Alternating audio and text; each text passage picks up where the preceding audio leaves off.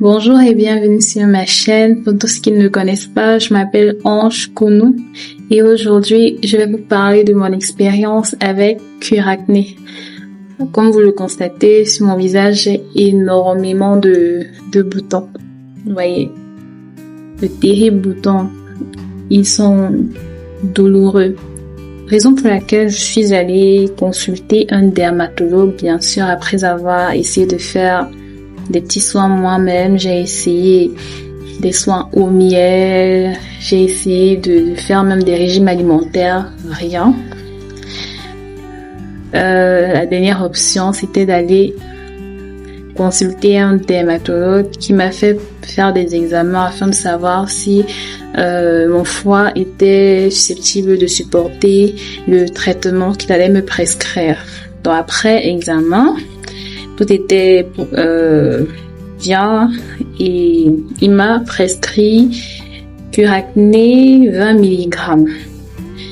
Alors, comment se présente ce médicament? Avant de continuer, pourquoi ne pas me laisser un like et également t'abonner à ma chaîne? C'est totalement gratuit. N'oublie pas de laisser en commentaire tes impressions par rapport à la vidéo. Voilà. Cuir acné 20 mg. Il vient en 3 tablettes et à prendre un chaque soir.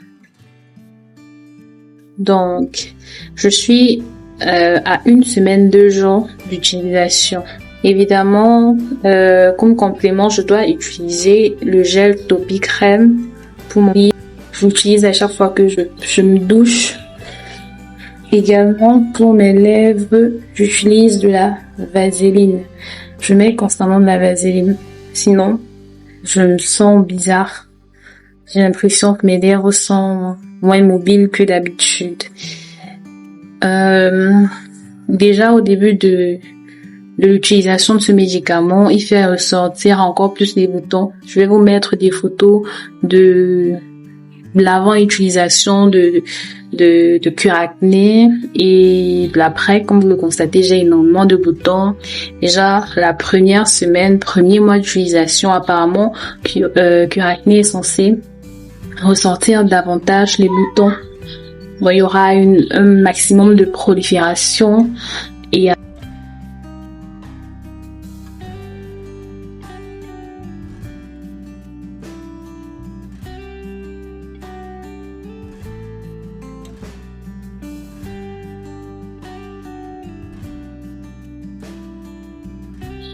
après il y aura une sécheresse des muqueuses du corps.